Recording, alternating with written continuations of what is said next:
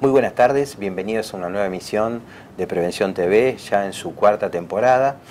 El tema de hoy es un tema de muy frecuente consulta en el consultorio, es decir, la gente viene al consultorio de cardiología muchas veces expresando: doctor, siento una sensación, un malestar, un aleteo en el pecho. Algunos de ellos le ponen nombre y apellido, que son palpitaciones, ¿no? Nos dicen son palpitaciones. Y no siempre esas palpitaciones tienen que ver con un problema cardiovascular. En el día de la fecha vamos a estar hablando con Fernando justamente de esta sintomatología tan frecuente en el consultorio cardiológico y que no siempre tiene que ver con algo cardiológico. Así que tras un breve corte estamos con el tema de palpitaciones.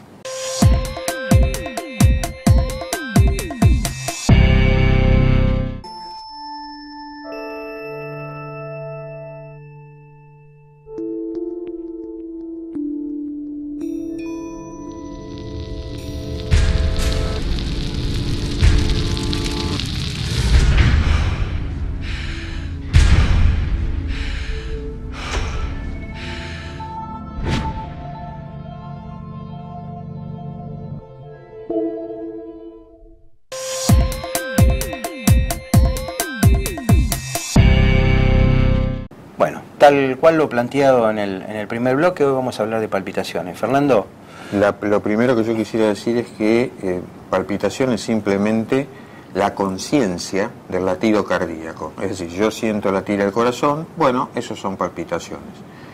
Puede reflejar una enfermedad cardíaca, puede reflejar una enfermedad que no tiene nada que ver con el corazón, o incluso pueden ser normales. Entonces, perdóname. Normalmente el aparato cardiovascular tiene que funcionar de manera tal de que nosotros ni nos enteremos de que existe. Cuando nosotros tenemos alguna percepción de que el aparato cardiovascular, por X motivos, se hace consciente, algún problema hay, que puede estar dentro del corazón o puede estar por ahí en el tubo digestivo, ahora lo vamos a hablar, por ahí puede estar en alguna hormona, como puede ser la tiroides. O sea, vamos a hablar un poco de la etiología cardiovascular y de otras patologías que me pueden provocar esta sensación de palpitaciones. Cuando yo hablo de que puede tratarse de una situación normal, se trata, por ejemplo, de un individuo más o menos flaco que viene a consultorio y nos dice: doctor, me acuesto y siento palpitaciones. Entonces la primera pregunta es: ¿sobre qué lado dormís? Porque si uno duerme sobre el lado izquierdo, el corazón cae contra la pared torácica, el latido se transmite a través de la pared, nos puede asustar y es una situación totalmente normal. También es normal las palpitaciones que acompañan a uno en el caso de un ejercicio importante, son las palpitaciones que por allí pueden, no siempre, acá también puede haber enfermedad, acompañar a un embarazo, a veces situaciones de ansiedad. Es decir, hay situaciones puntuales en las cuales la palpitación puede ser un componente normal de nuestra vida, aunque no estemos habituados a percibirlo. Fuera de esto, como bien termina de plantear Javier, uno no debería ser consciente de cómo funciona o deja de funcionar el aparato cardiovascular. Es decir, uno no debiera percibir ningún latido en forma espontánea. Ahora, sin embargo, ese paciente que nos dice, por ejemplo, doctor, me acuesto y tengo palpitaciones. Ojo, ese paciente también durante el día puede tenerlas, pero el nivel de percepción que tiene durante el día es distinto, porque uno está en actividad y no la puede percibir. Y la otra es que estando en la cama tenga una mayor percepción de las palpitaciones que podían estar a lo largo de todo el día, nada más que se hacen más consciente a la noche cuando él está tranquilo y en reposo. Bien, como planteaba Javier, las palpitaciones pueden tener origen cardíaco o pueden tener origen extracardíaco. ¿Qué es lo que nos debería interesar a nosotros como pacientes y a nuestro cardiólogo? ¿Qué dato deberíamos tener mínimamente o ser capaces en ese momento, si no nos asustamos, qué dato podemos recabar que sea de interés? Lo primero que tenemos que saber es qué tipo de palpitación es.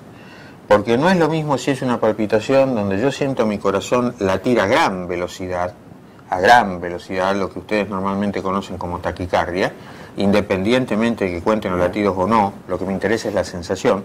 Otra muy distinta si siento una palpitación lenta, y otra muy distinta a su vez es si yo siento la palpitación como un golpe, sensación de que el corazón para después de ese golpe y vuelve a arrancar. Porque son todas situaciones absolutamente distintas, algunas traducen con más claridad enfermedad que otras, o por lo menos lo pueden orientar a uno y al cardiólogo sobre qué hacer. Cuando la palpitación es rápida, uno se puede tomar el tiempo de agarrar un reloj, contar los latidos en 15 segundos y tener una idea de a qué velocidad vamos. Pero más importante que esto es cómo se origina y cómo termina.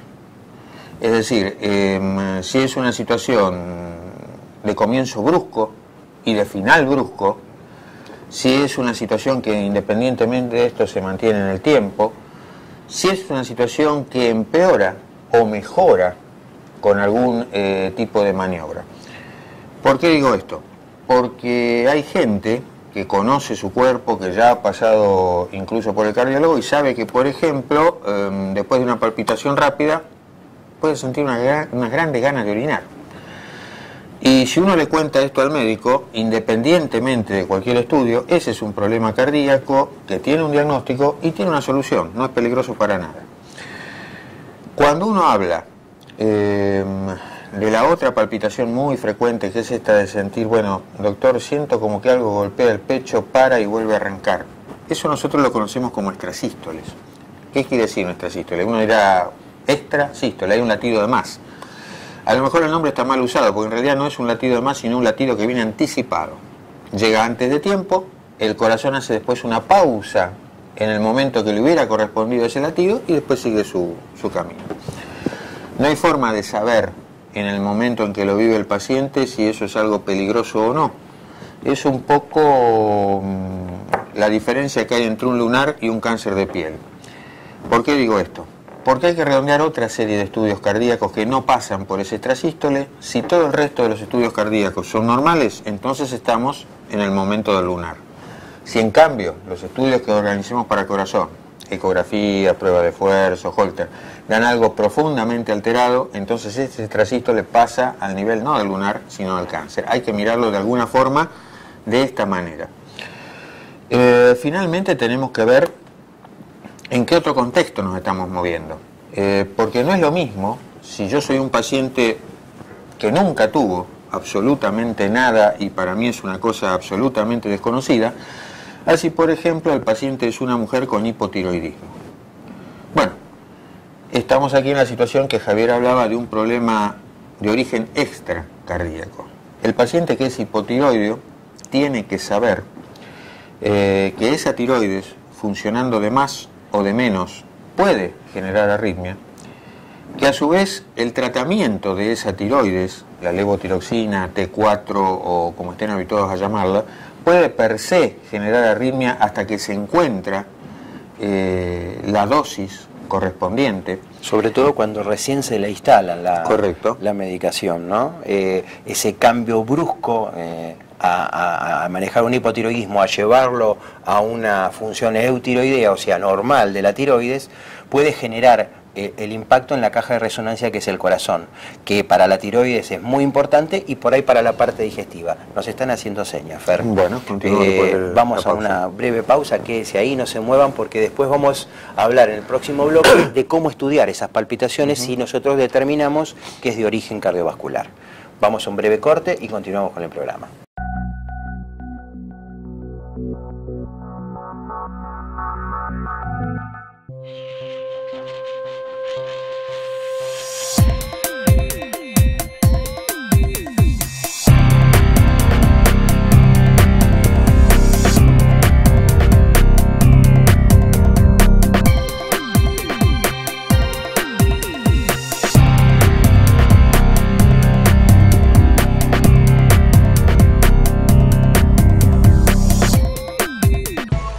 Desde que usted contrata una cobertura médica hasta que comienza a utilizarla, todas las empresas son iguales. Después, es mejor que sea el Círculo Médico de Quilmes, quien le ofrece a través de Femeva Salud Quilmes y Emedic una real libre elección del profesional en su consultorio particular y beneficiarse con su aporte de ley.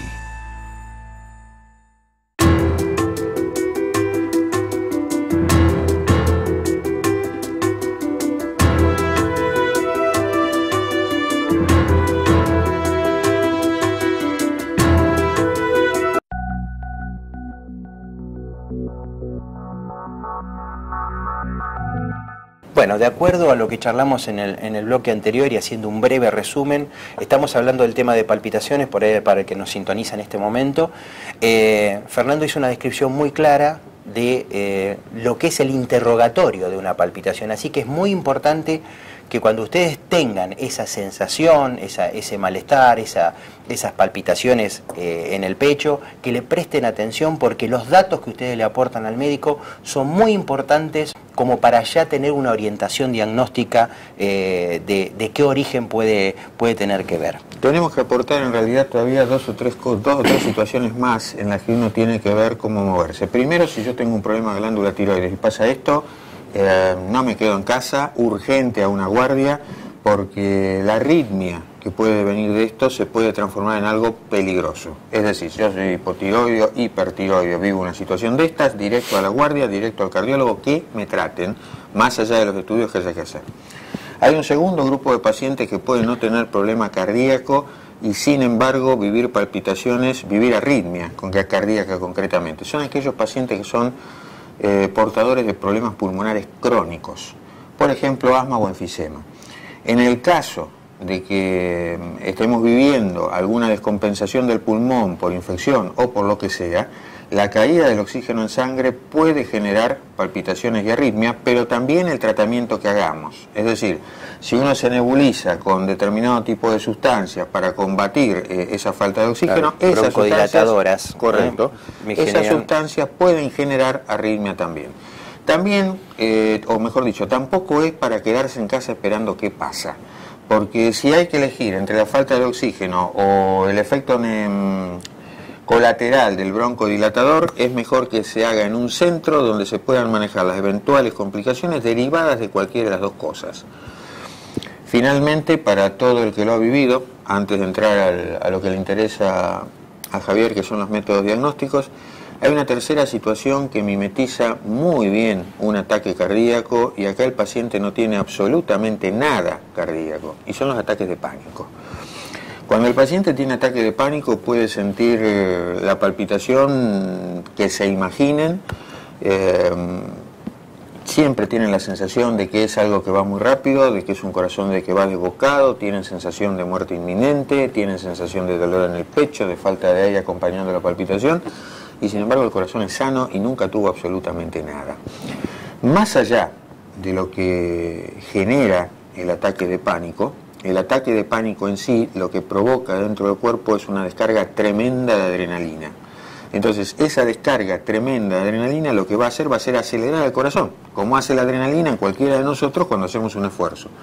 Pero esto no significa que el corazón sea enfermo. Sin embargo, dada la sintomatología que acompaña a esa palpitación, para hacer un diagnóstico correcto de ataque de pánico, previamente hay que descartar que no haya patología cardíaca. Y es sumamente importante hacer esto último que dijo Fernando. ¿Por qué?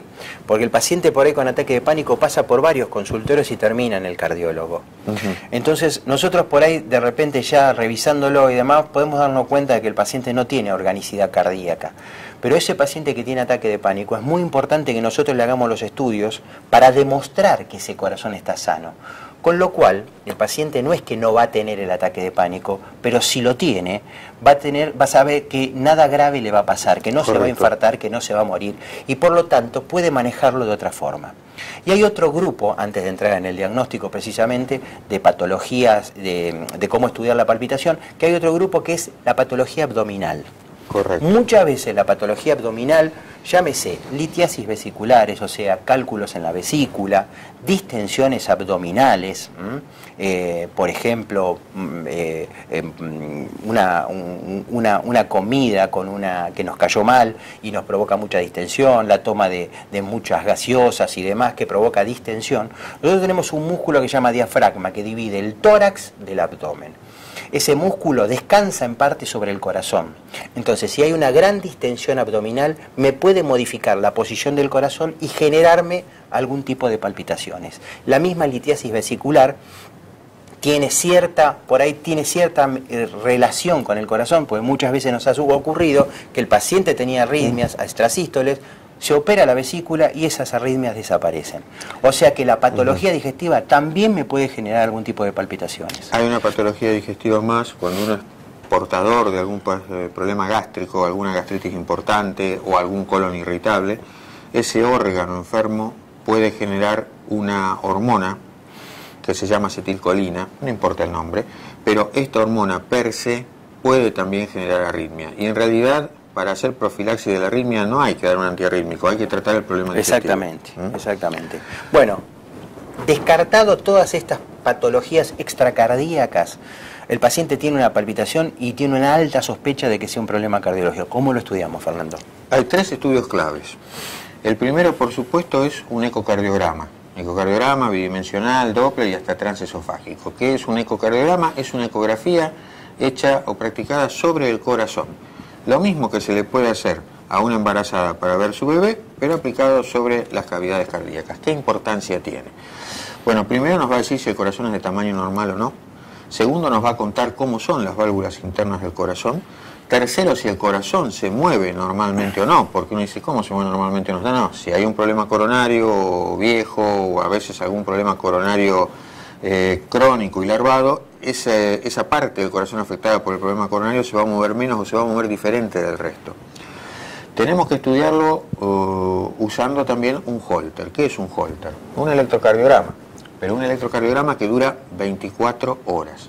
Aún así esto uno dirá, bueno, ¿por qué que dura 24 horas? Porque tengo más chance de detectar algo si el electrocardiograma dura 24 horas que si dura 2 minutos.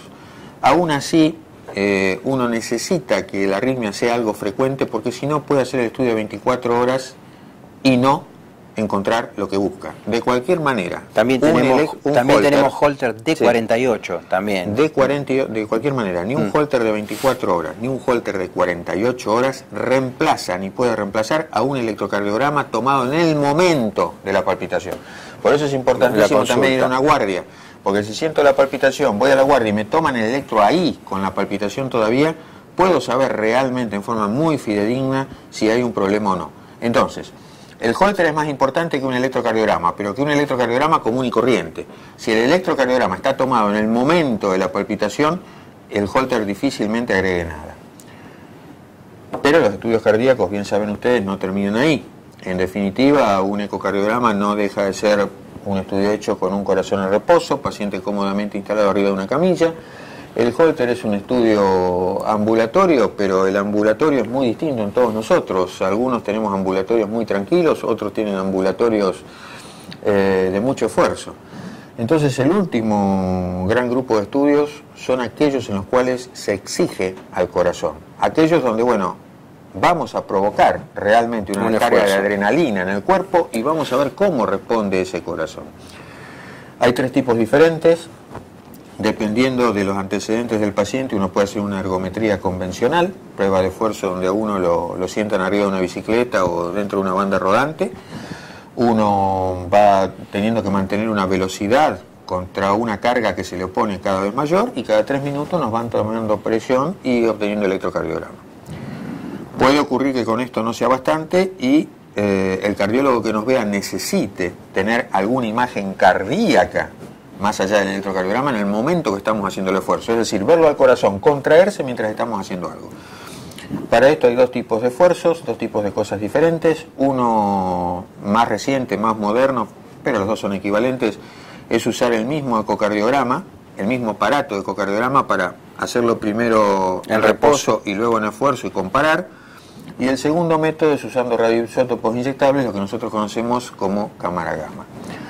De todo esto, de toda esta serie de estudios, redondiemos correctamente, nos sacan del aire. De toda esta serie de estudios surge si el paciente realmente tiene alguna cardiopatía o no, y a partir de ahí si existe arritmia o no y si hay que darle algún valor o no.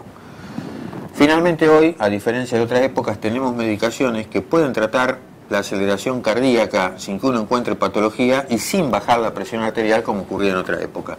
Pero esto es, digamos, de alguna manera para pacientes seleccionados. En todo caso, habrá que indagar cuál es la razón primero para ver qué es lo que hay en realidad que tratar después. Vamos a un corte y cerramos el programa, por favor.